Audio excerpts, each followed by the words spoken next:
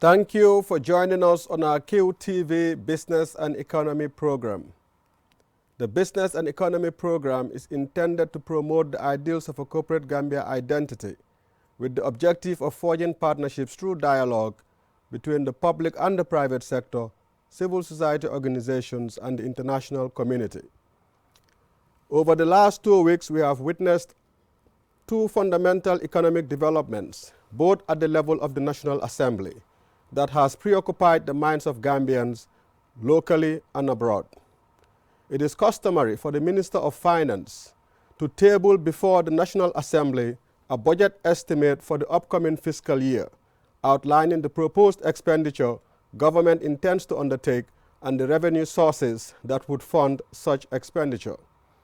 It is also an expectation that the Minister of Finance would submit a balanced budget.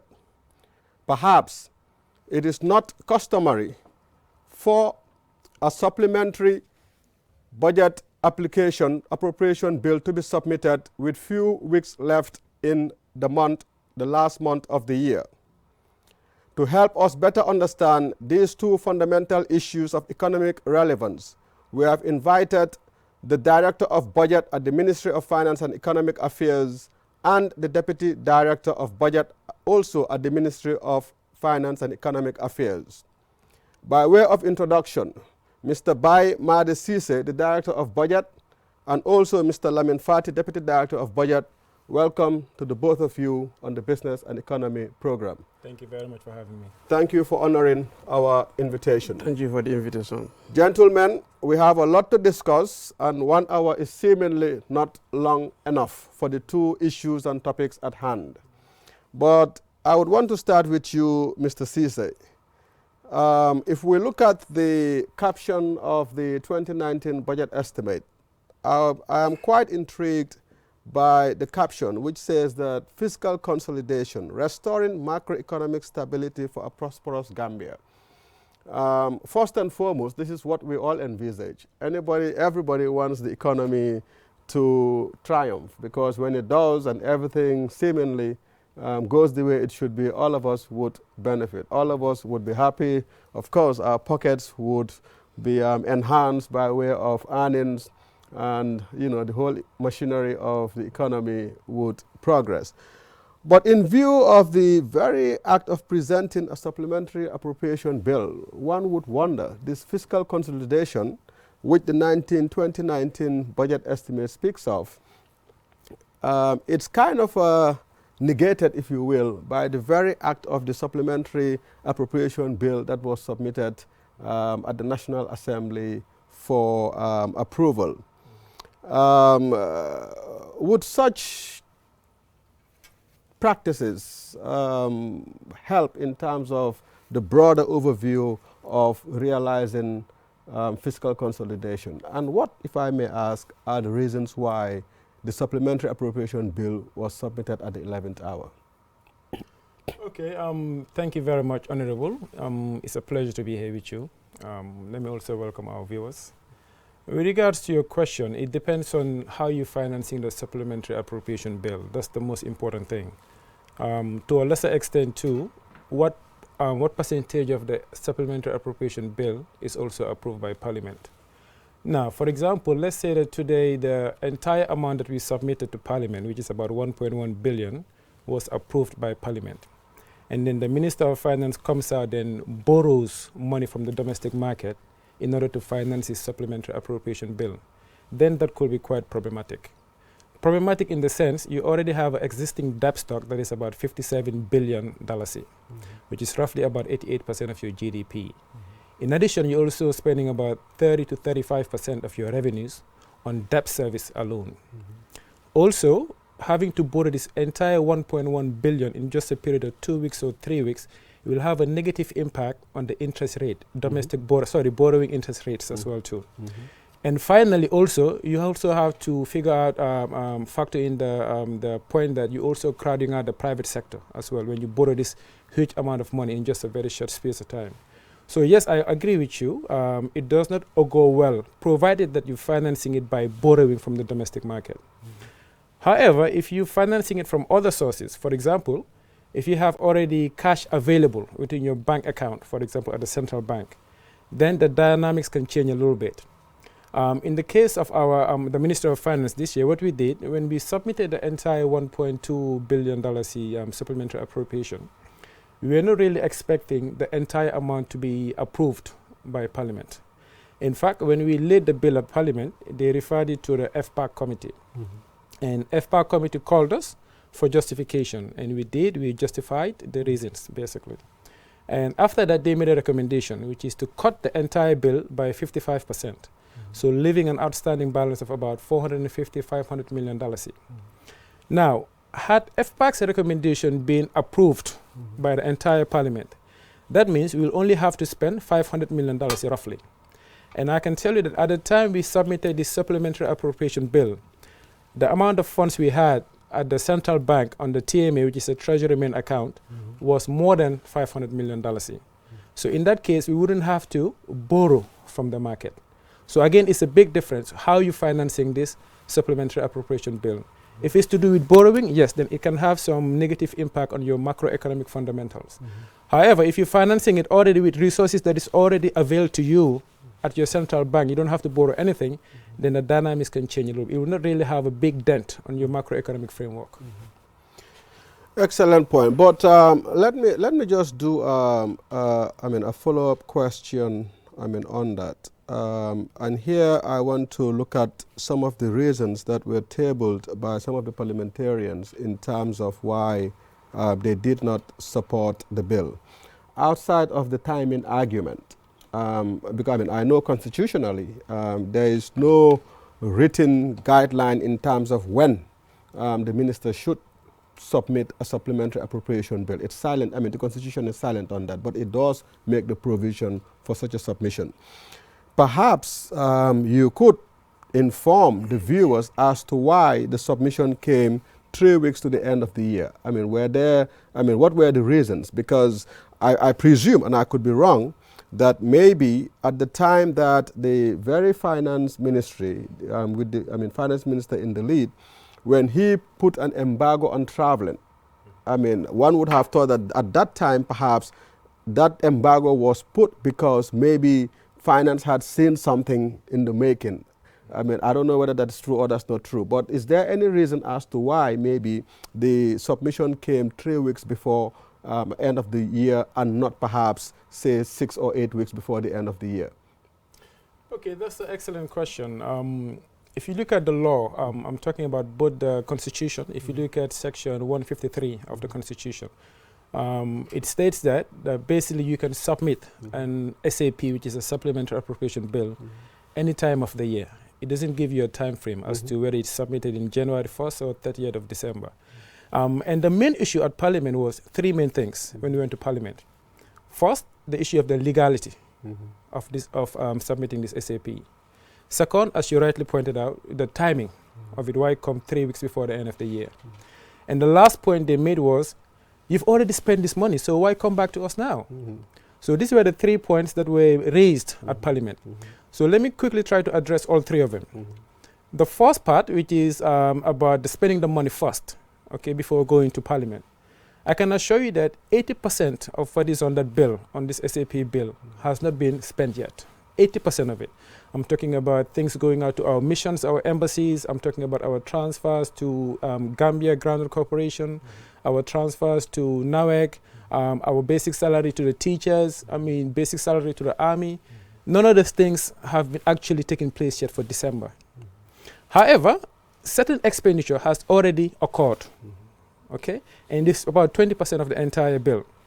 Now, going back to the law, you have the SAP is mentioned in 3 laws. The first one is the Constitution, which is the Section 153, which stipulates that anytime you want to go beyond what was appropriated by Parliament, the minister must submit a supplementary appropriation bill, must table it before Parliament for their approval.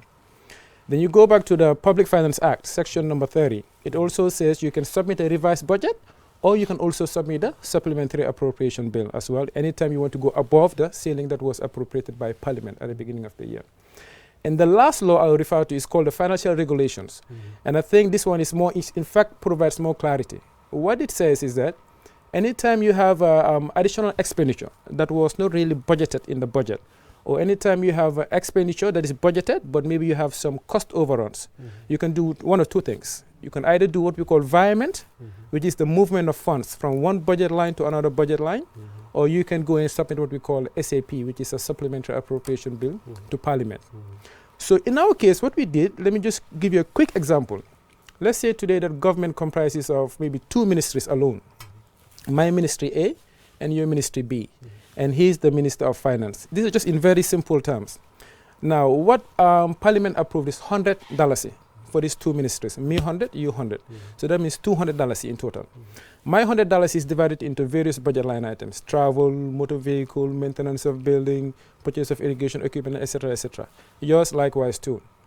Now, during the course of the year, let's say I wanted to purchase some irrigation equipment. That particular budget line had $10, but then I realized I need to spend $15 to procure this irrigation equipment. I have one of two options as a minister. I can do what we call a virement. I can maybe move funds from my travel vote and take $5 a day and add it to the purchase of irrigation equipment, and I will apply for the virement at the Minister of Finance. Now, if that is not possible, maybe for example, all my other budget lines are quite exhausted, then I'll go to the Minister of Finance and say, look, I want to maybe spend $15 on irrigation equipment, but my budget is only $10. Can you please augment this budget line for me to make it $15? Then the Minister of Finance can say, okay, let me go to Ben's ministry, and I will take $5 from Ben's stationary vote and give it to me. But the key thing here is that providing Ben agrees. Yes, absolutely, yes. Absolutely, yes. But the key thing is, in the first example, I just subtracted $5 from stationery and put it into my irrigation vote. I'm still within the overall ceiling of $100. Okay? The second example, whereby the minister take money from your ministry and give it to me, now your budget has decreased by $5. Instead of $100, you are at $95, and mine is at $105. But if you add the two, you're still within the $200 that was appropriated by Parliament. So my point is, the law allows the minister to spend, even before going to Parliament. Spending via virement, which means a particular budget line is exhausted, you can move funds from one place, one budget line, to another budget line and spend it. It's in the law. And if you go to Section 29 on the Public Finance Act, it stipulates that a virement can be done and approved by the Minister of Finance. And it in fact gives you what rate, the amount that he can take, 50% of a budget line, 75%. The only restriction is that you cannot via from personal emolument to goods and services. That's a restriction. But otherwise, it's perfectly legal to spend money even before going to Parliament. For example, if you incur additional cost. Okay, now if you want to get quickly into this issue of the what do you call the timing of it, and also the other one, you say the timing, the legality. The timing, the legality. And then you've already spent the money. I've already spent the money. Oh, wow. Yes. So do you want me to go into the timing and the legality, or do you want to have a follow-up question? Well, I mean, I think the timing and the legality, I mean, the timing is not so much of an issue because, I mean, as you rightly said, the law, the Constitution, does not specify when the minister should go. I mean, whether it's the first week in January or the last week in December. But it was something that was referred to by the parliamentarians that were making an argument. And I think they were making that argument perhaps from a best practice point of view, or perhaps what we have become accustomed to in the previous years. You understand? But I mean, I just want to get your clarification. And here I want to go back to the amount that was involved in the supplementary appropriation bill that was submitted. And perhaps maybe I can go to Mr. Fati. The question I want to ask here is, as a follow-up to Mr. Madisisa's point, yes, when the 1.2 billion was put forward in the supplementary appropriation bill, FPAC could have came back with recommendations, and they had recommended that what? 55%. I mean, 55%. I mean, to be removed, and then we give approval for 45%. And by your reckoning, you had two options. You could either go and sort public debt, I mean domestic debt, or you could go back to existing cash reserves at the central bank. I mean, was that an issue then? I mean, in retrospect, and looking at the position of the recommendation of FPAC, perhaps if the ministry had gone and sought $750 million, maybe then the SAP would not have been that much of a challenge, considering the fact that some cash reserves were already sitting at the central bank. I mean, what's your take on that? Yes, thank you very much, the viewers. May I also make a follow-up or take with my boss on this? Just before to your answer, I think it's also very relevant for the public to understand what is SAP first, before we retaliate over it. And then why the SAP? Because if you look at SAP, the word supplementary, meaning you are adding up on something that is existing. The budget has been assented or approved at the National Assembly, and then this is a planned expenditure. And then anything that is planned, you either go or below it. And this is what the SAP even triggered to come in as far as the law is concerned. What are the factors that lead to the budget SAP? One, either certain budget lines are under budgeted, and then you will never be able to realize it up to the end of the year, or you have another unexpected expenditures that comes during the course of the fiscal year. These are the expenditures that you never planned, and it happens. And in that case now, that's why, as the director has alluded to, the minister has the right to look at where to get the funds from. You can either look within the appropriated consolidated fund or approved estimate. If by environment or if that is not feasible, then you go back to the supplementary appropriation. And in any country, anywhere in the world, SAP is available from the budget experience. If you go to Ghana, you go to Nigeria, any part of the world, the supplementary is there. So whatever it looks like, I wanted to agree to the fact that it's good. This is now democracy, and then we can turn things around. But I also expect, let's study the things in the right perspectives before we act. Because what is happening right now, turning the SAP right is fine, it's good for everybody. But to me, from a personal perspective, I think we shouldn't turn it down totality. Because there are certain very key important budget lines that are in the SAP that need to be funded. Either government has to go and borrow because they sound like statutory payments in the budget execution. And what are statutory payments? These are payments that are compulsory, that government has to go in. One among them, for good example, if you go to prisons now, you have food and food service there. And this food and food service is like a statutory payment. So government cannot say, well, I don't have money, I cannot, feed the inmates in the prisons. That's out of it. You also cannot go in and say, well, I don't have money also. The salaries that I'm supposed to pay during the course of the year, I still have to hold on to those ones. I think what we should have done on the SAP, like the expert recommended, they should look over it and see. The budget line that they feel like it can be eliminated or been deferred to the next fiscal year, then we go into that one. But if you just eradicate them or throw it out completely, I think to me, from the budget perspective, we are not doing very justice to the budget. Because like if you go to the Nawek street lights that you have there, these are also payments that like statutory payments. Because immediately you delay on those ones and they are consumed by the government offices. So if you delay those ones now, you are affecting. Let me, I listened to the debate of the parliamentarians when the SAP was tabled, and I want to make reference to the MP from Bansang. I believe it's Mr. Sam Jawara, Honorable Jawara. And he articulated a couple of points, and one of them, in his final or closing argument, he made the point that salaries, personal emoluments are budgeted for. And therefore, this argument of if the SAP does not pass, some people would not receive their salaries, that he does not buy into that argument because personal emoluments have already been budgeted for and they would be paid irrespective of, especially the December salaries, irrespective of whether the SAP is passed or the SAP is not passed. You made a point here and you made reference to the salaries of the military.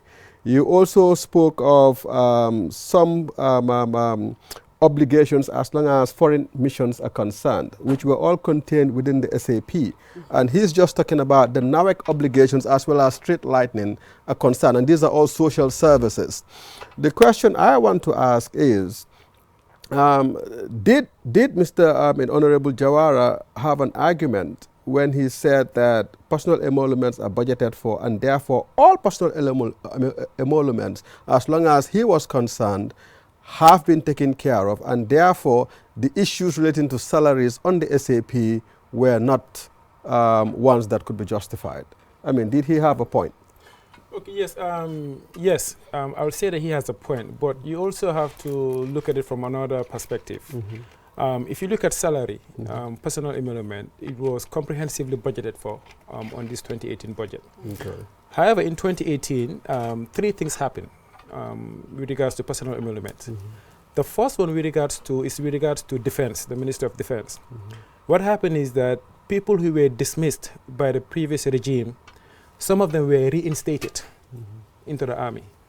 And this was not factored within the budget. And some of them not only being reinstated, we were also asked to basically give them the payback, so the arrays in basic salary for the length of time that they've been dismissed, because it was proven that maybe they might have been wrongfully dismissed or so. Again, this thing was also not factored into the budget. Number two, with regards to our foreign missions, what happened this year also, we posted more people than what was actually budgeted for. And this also created some shortfalls. And the third thing that happened with regards to personal emolument, if you remember at the beginning of the year, we introduced this motor vehicle policy, whereby we wanted to curtail expenditure on motor vehicle related expenditure, such as purchase of vehicle, maintenance of vehicle, and purchase of fuel. But on the other hand, we also decided to increase basic allowance, basic car allowance and also transport allowance. The car allowance was to be increased from $1,200 per month to $2,000 a month from, I think, grade 9 to grade 10? Yeah, grade 9 to grade 10. And what we forecasted was that about between 600 and 700 people will apply for this car allowance.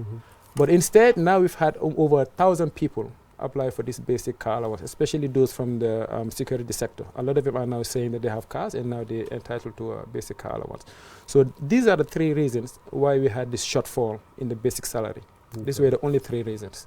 And as a result now, today, the basic salaries for defense is actually short in order for us to pay them the December salary, which is the army. It has some shortfall. Likewise, with the teachers as well, there's a small shortfall.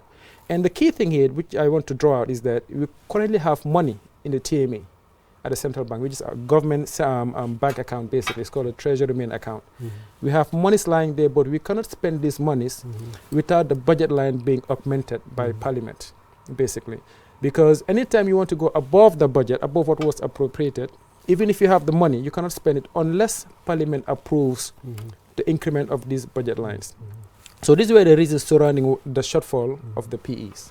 Let me perhaps discuss the last point on this issue, because we have other important things to discuss. There is an impasse. The minister has submitted the SAP. Parliament has said that they are not going to support. What is the way forward? And if it is not supported, I know you've alluded to some of these things, what are the likely consequences? But most importantly, what is the way forward on this? Well, the consequences could be quite serious because now we have to go back to the drawing board, because we were hoping that Parliament will at least approve a portion, maybe if not the entire amount, but at least a portion to give us a little bit of flexibility to be able to move funds here and there and take care of especially the personal emoluments. For example, currently you have our missions.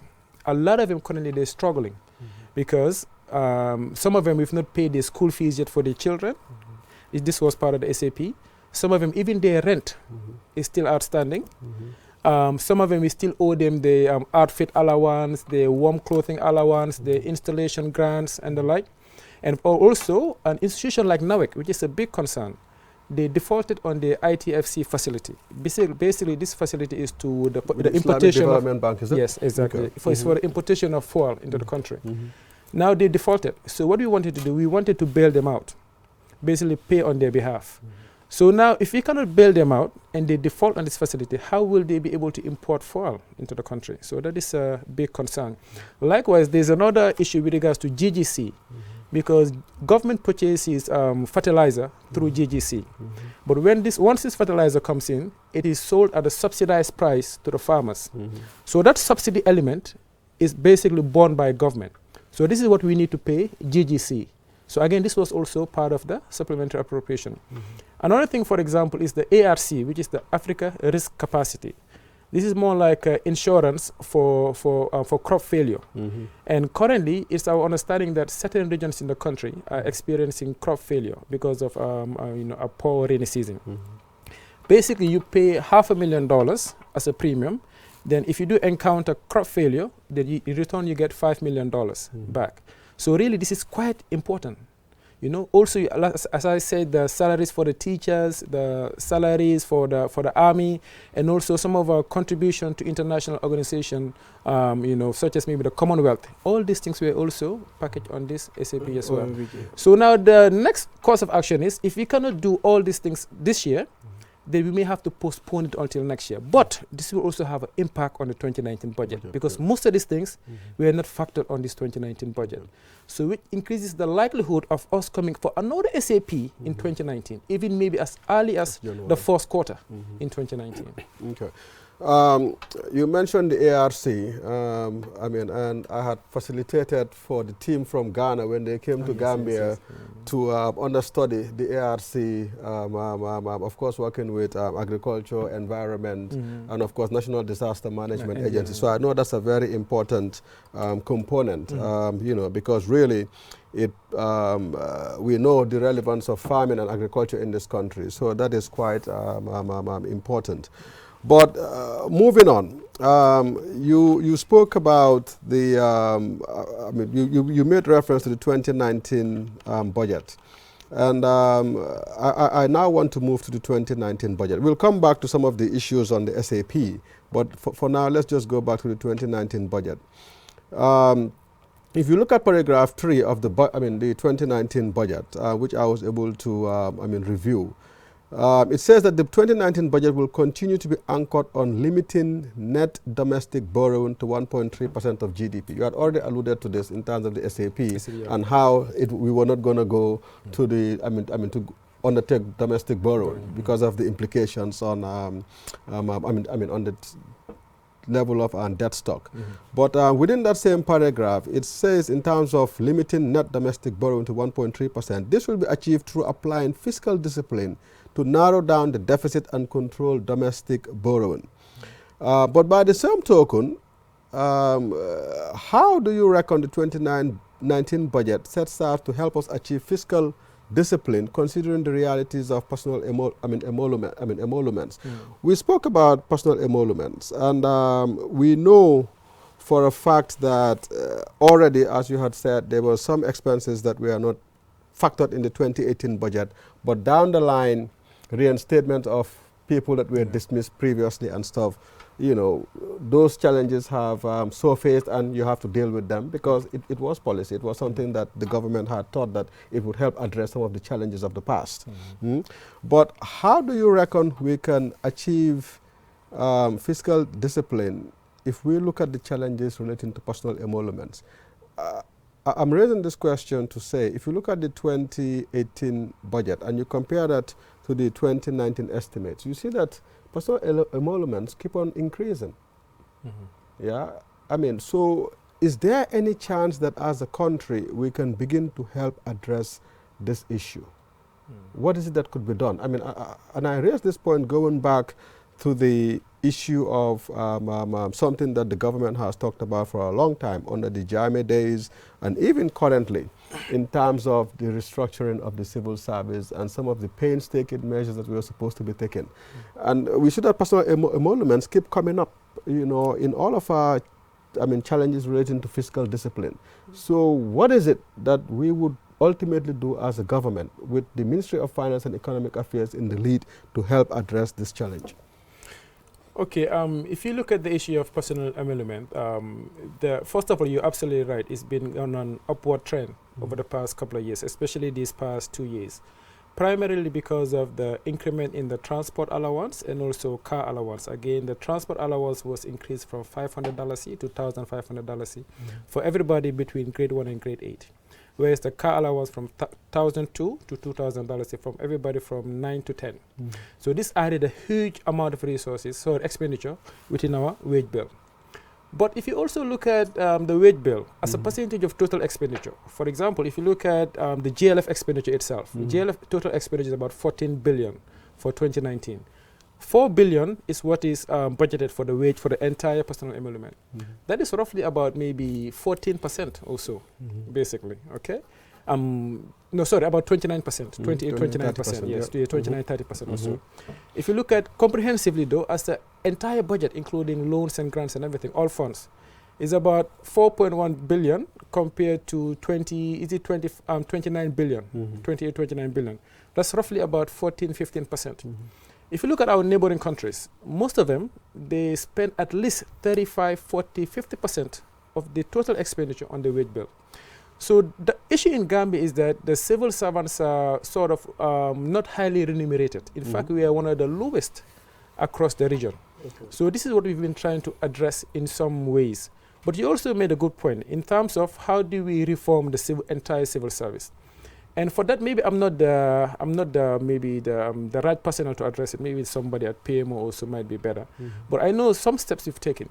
For example, last year, for the first time, we embarked on a staff audit across the entire civil service. This was unprecedented because in previous regime, we had staff audit, but not touching the security. The security was always a no-go. And this staff audit revealed that we had about 2,700 ghost workers. And it really reduced the wage bill. Another thing we're doing also, currently we're working with the World Bank to see how best we can reform the entire security sector. My understanding is that the study is at an advanced stage, and then it will come up with some recommendations as to what we're going to do with the security sector. Are we going to streamline it, reduce it? Or in fact, my deputy is part of the committee looking into this particular study. But there's always been talk that there are plans to streamline and reduce the entire civil service. But you also have to bear in mind that this does not only have financial implications, but also political and social implications as well by streamlining the entire civil service. I don't know, Fadi, if you want to add anything about the security reform. I think that is like World Bank support. And then currently they have what they call security sector reform. And then on the umbrella of what they call PFM, Public Finance Management. We did many. In fact, I would say it's like I serve as the focal point for all the security fraternities, whereby we meet from the Secretary General down to the Chief of Defense Staffs, and then have so many plans with the World Bank support that they want to right size and downsize the security sector, so that at least you can have the right equipment, right personnel, and then at the right points in terms of their operational activities. That has been done to a far level now. I think they are almost at the approval stage, but the report is not yet finalized. But it's under the purview of the World Bank, is 100% funded. I think they had a validation, was it the latter part of last month or so? So that's already ongoing. I think also the government has make many progress in terms of recruitment also. There are freezes right now in all the security sectors, whereby they are not allowed to recruit any personnel as far as this exercise is ongoing. So that alone also will help us to reduce the wage bill that we're looking at right now. Just to quickly add to what he said, to put things into context also, if you look at the budget in 2019 for the Ministry of Defense, it's about 727 million. Likewise, Interior about 996 million. So collectively, it's about 1.7 billion on the security sector. Of this 1.7 billion, about 1.1 billion of it is going strictly to personal emolument. So just to show you the magnitude of the amount of resources we are spending on salaries on the security sector. And perhaps the reason why, I appreciate the point that you made that an audit was undertaken, which revealed that there were around 2,700 ghost workers. But perhaps maybe we need to undertake another one, not in terms of the number of ghost workers, but perhaps streamlining government, because the wage bill, as you rightly said, is humongous. And you also made the point that Gambians in general, the civil service and any other people serving in the private sector as well, are not remunerated as much as our neighbors are. And this is something, and this is a concern. If we want to retain talent, if we want to retain people with capacity, to people to take their jobs seriously and deliver and contribute towards the economic development of this country, those people have to be remunerated. If not, what's going to happen is they're going to seek greener pastures, and that is what has been happening when we talk of the brain drain. Absolutely. But let me come and begin to look at the individual budget lines for 2019. And I can't help it. I know you started making reference to some of the budget lines, the Ministry of Defense and also Interior in terms of their allocations. But I want to talk about the Office of the President. If we look at the office of the president, and I believe that the office of the vice president is also within the office of the president. I mean, if we look at the budgetary allocation, 2.6% of the entire budget, allocation, goes to, is for the office of the president. Yet, if we look at the amount that is allocated to the youth sector, about 140 million. One begins to wonder. And I'm saying this to make the point that we as a country have been saying that if you look at the 2013 census, the composition of the youth in this country, 1. 2, the youth being the future leaders of this country, and the youth having to be provided with economic opportunities so that they can rise to the challenge of helping move this country forward. But if you look at all of these things that we say, yet still the amount of financial resources that is being allocated towards the youth and youth empowerment, youth development is minimal compared to what we are allocating to the office of the president. Why is that the case? Okay, well, in order to do that comparison, you have to look at the composition of both ministries and also their roles. Let me first start with the Office of the President. You're right, 700 million may seem like a lot of money. But if you look at the different institutions under the Office of the President, you have a lot of institutions there. For example, you have the Office of the Vice President there. Yep. You also have the NANA, National Nutrition Agency. You also have the Population Department. You have the Food Safety and Quality Assurance. You have the National Disaster Management Agencies. All these agencies are under the Office of the Vice President. Yep. Then you also have under the OP as well. You have also the National Aid Secretariat. National Civic Council Education. You have the SIS, the State Intelligence Service. And this is also where we pay the former President Jawara. This is also where we gave him his monthly allowance as well too. And also you have the NRS, National Record Service. And you also have the Personnel Management Office. The PMO alone, they have a budget line for training for all civil servants. It's about between $30 and $40 million every single year. So if you add all these institutions together, this is what comprises of the Office of the President. So really it's because of these many institutions that you have, SIS, National Aid Secretariat, Office of the Vice President, NANA. It's a lot of institutions under that particular office. Now, if you look at the youth sector, government is doing a lot in the youth sector. First of all, if you look at the historical background, 2016, we were spending roughly about 45 to 50 million on the Ministry of Youth and Sports. Then last year, we increased it to about 68 or so. Now, in 2019, we're more than doubling it to 141 million. So you can see the, just the trajectory that is it's an upward trend. But however, you have to look at the role of the Ministry of the Youth and Sports. The ministry itself is more of a policy arm in terms of formulating youth policies. But the actual institutions implementing youth and sports activities are normally the NYSS, which is the National Youth Service Scheme, the PIA, President International Award Scheme, the NYC, National Youth Council, also you have the NSC, National Sports Council, and NEDI, National Enterprise Development Initiative. And if you look at the allocations going towards these satellite agencies, it has almost doubled over the past 2 or 3 years. Now, but subvented from the ministry's allocation? Yes, subvented, yes. Okay. In fact, the bulk of the resources that goes towards the ministries are actually geared towards these satellite institutions. Now, specifically, what is government doing for the youth sector? For example, I'll give you an example.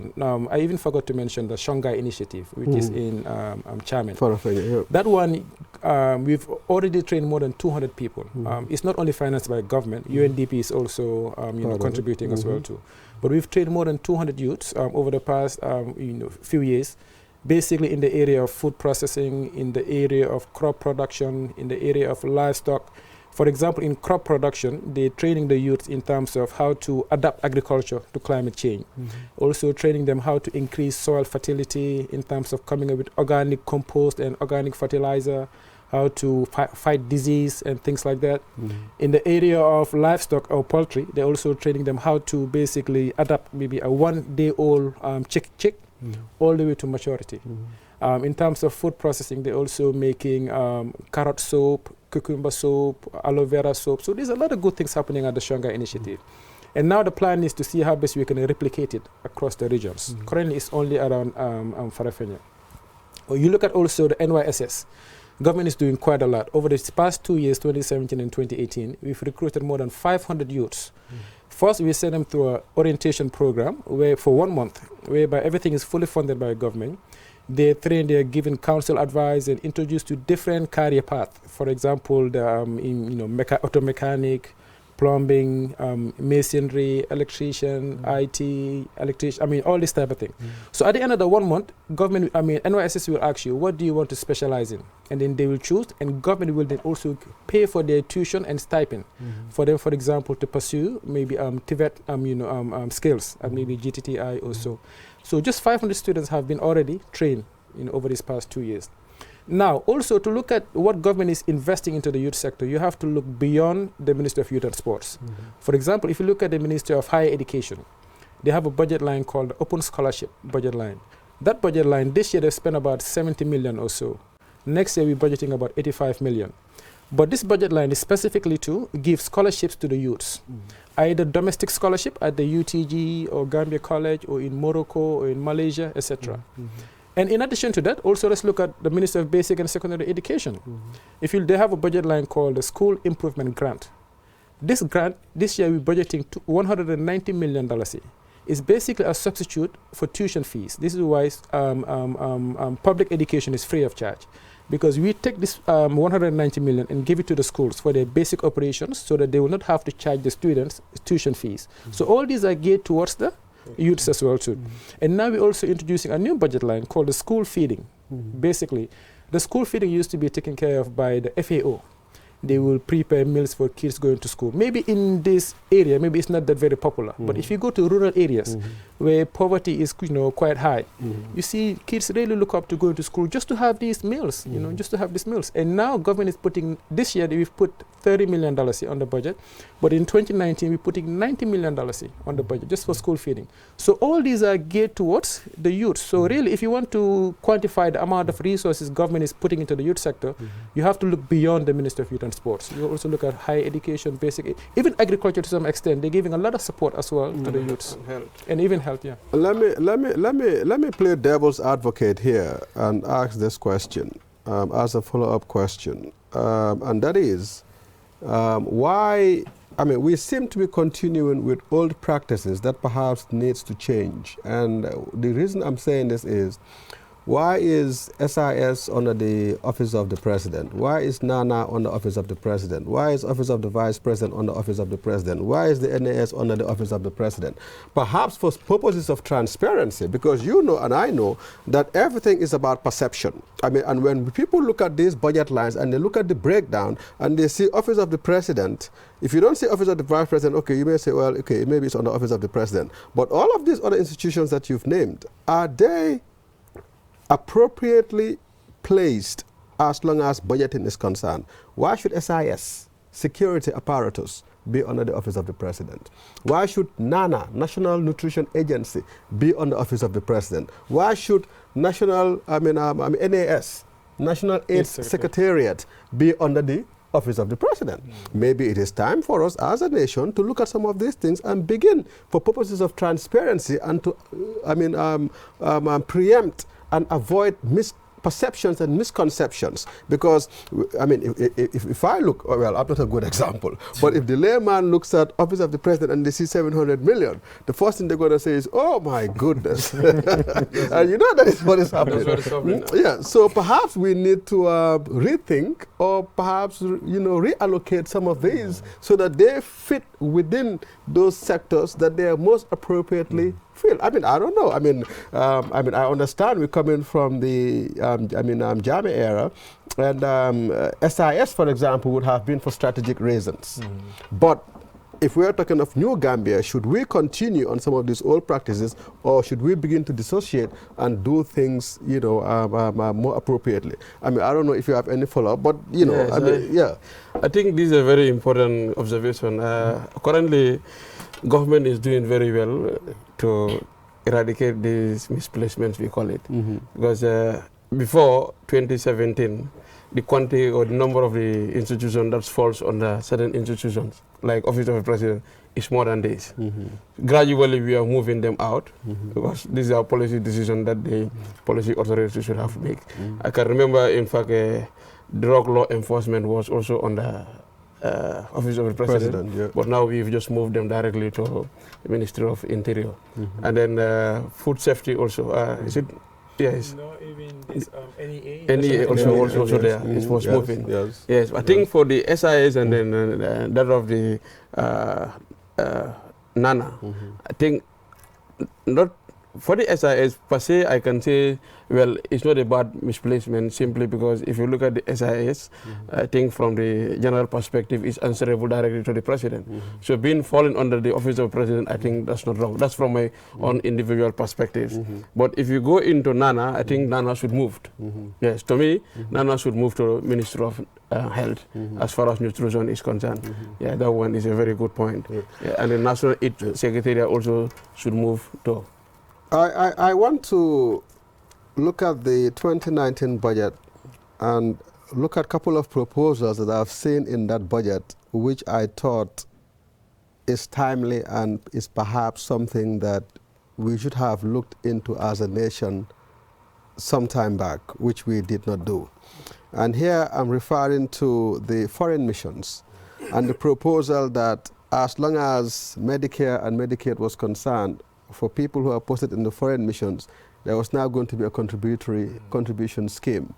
And also education. I think education is 80-20 and Medicare is 70-30, or it may be the reverse. Yeah, education is 70-30, and then Medicare is 80-20, meaning that all people who are in the foreign mission, if your children are going to school, you have to contribute 30%. And if you're going for Medicare, you have to contribute 20%. In view of what had obtained in the past and what is now being proposed, and in view of the cost of living in those economies, in the foreign missions, perhaps more so for Europe and the US than maybe for, in Africa, where relatively those facilities could be cheaper or even more expensive. Do you foresee having an easy ride as long as implementation is concerned on those two broad policy changes? I think it's likely that you will see some resistance, but I think the rationale was, if you look at our government expenditure towards its foreign missions, in 2017 we were at about 520 million, then this year we are about 727 million, then next year is going to $1 billion. So really that trend was quite worrisome, you know. So really we decided to say, look, and the amount of resources we are spending, especially on school fees, because for each mission, each staff can take up to four dependents, and government is responsible for the school fees. So if they choose to go to a private school, government is still responsible. Public school, government is responsible. But the amounts we were beginning to see with regards to the school fees getting really quite worrisome. So we say we must come up with a policy to maybe perhaps discourage people from taking their kids to the most expensive school, basically, which is, sometimes you're paying up to 25,000 euro, per child, which is really, on the high side. And then if you have, let's say, 4 children, that's about 100,000 euro just for one staff, So imagine having maybe 6 or 7 staff, each taking their kids to that one particular school. So you can see the quantum. But again, I think there's a likelihood that there might be some resistance, and I'm sure they can come up with also some justification also as to, because we also don't know the circumstances that they live under. I think that also has to be taken into consideration. But whatever they have to do, we also have to listen. I think just to add on to that, this is a foreign service rules which is in existence, and then currently the Ministry of Finance, in collaboration with the Ministry of Foreign Affairs, wanted to update these foreign service rules so that it will meet the current physical problem that we are confronted with right now. Because the rules are already stipulated there, but it's a matter of upgrading it to meet what the government wanted to apply in the coming years. I want us to look at one point, which I'm sure both of you would have, some perspective on. We have long been talking about the rationalization of the number of foreign embassies, Gambian embassies, abroad. But seemingly, we have not made progress on them. I remember that during our tenure, as members of cabinet, this was tabled, discussed, and it was passed that the number of foreign missions have to be streamlined. But within months, we also saw increase. Instead of streamlining, we were increasing. And perhaps the last question, on this particular issue, are we considering the challenges we are having vis-a-vis funding of foreign missions? Are we going to take the rationalization of foreign embassies seriously, or are we going to be confronted with the challenge of indecision and perhaps for pressures of politics, because we know what's happening in terms of some of these foreign embassies, people that have supported political parties and stuff, when they come looking for jobs, you have to appease the people that have supported. But if we look at the cost and the implications in terms of cost, you just mentioned here that one staff, a child, could very well be costing as much as 24,000, 25,000 euros. So imagine if you have 4. And do we need all of these embassies? In the past, certain countries were key or certain regions were key. You take the EU, for example, it was Brussels, and Brussels covered a number of countries. We did not have embassies in Malaysia. We opened Malaysia some couple of years back. I don't know whether it's still open. But do we need all of these embassies given the fiscal imbalance challenges that it is placing on us as an economy and stopping us from moving and progressing economically as a nation? So I don't know what your take on that, on that is. And how would that help the budgeting situation and the fiscal imbalances that we've been confronted with? I think this problem has been a very long pressing problem. I could vividly remember, in fact, some of our IMF programs, we agree with the fund that we are going to right size and downsize these embassies. And then the expenditures on these embassies, even if you take the exchange concessional allowances alone, that alone can fund at least 3 ministries within the government cycle. And then these are expenditures that is statutory expenditures that as far as the embassy is existing, you have to commit and then you have to pay by paying the ECAs. But this, to be very frank with you, is a matter of political decision and then policy decisions. But the politicians have to help us to do this, and then the policy makers, that is the executive, also should have to make us to rationalize this. Because there has been a talk about for too long now. We have wishes, we wanted to do it, but we at the budget or Ministry of Finance level, we can implement policies, but we don't bring up the policies. If the policy has come down and says, okay, this one is stopped, and it is stopped with immediate effect, we also go into the systems and then stop it. But in as much as they don't stop it, we at the Ministry of Finance level, as far as these are policy decisions, we cannot change it. So that's one of the infringements that we are currently having. Despite we even make the budget report analysis, if you go back to the website, you can see the fiscal reports that the budget produce anytime. And the expenditure, even if you look at the rent alone, per quarter, we spend nothing less than $250 million on only rent. Gentlemen, this is a business and economy program. I'm going to draw the curtain by asking one question that I know is of relevance to the entire business community. The issue of taxes, the issue of energy tariffs, and the issue of access and cost of finance. I know seemingly, the issue of cost of finance we would not talk about, because you had assured us that with the supplementary appropriation bill, you were not going to look at going to the domestic sector to raise those funds. But the issue of taxes, which is of quite importance and relevance to nationals of this country, especially the business sector, are we likely to see an improvement or a reduction in taxes, especially corporate taxes, personal income tax, going forward? Has the 2019 budget made a provision for that or no? And if not, is the Finance Ministry looking at this long term to help enhance economic activity in the country? What's your take? Yes, I think the issue of taxation is something that we take quite seriously. If you look at our history for the past 10 years or so, for example, I would start with corporate tax. It used to be about 35%, but gradually we've been reducing it. Now today, as of this year, it's been reduced to 27%. This is the lowest in the region, with the exception of Guinea-Bissau. Senegal, our neighbors, Ghana, all of them are above at least 30% or so. So really this is in order to try to create a conducive environment, because businesses were complaining, as you rightfully said, they were complaining that the taxation regime here is really quite difficult, or it's not really in their favor also. In the issue of personal income tax as well, this year we reduced. For example, the lowest bracket for personal income tax used to be $18,000 per year. Now that has been increased to $24,000, meaning if you make anything from 0 to $24,000, you pay no tax whatsoever. But our tax system also for personal income is progressive, meaning the more you earn, the more you get taxed. And the highest bracket was 35%. Now that one also has been reduced to 30%. So we're also reducing on the personal income tax. Okay. Likewise, VAT, the VAT will remain the same. We are not increasing or decreasing, we will just remain the same at 15%.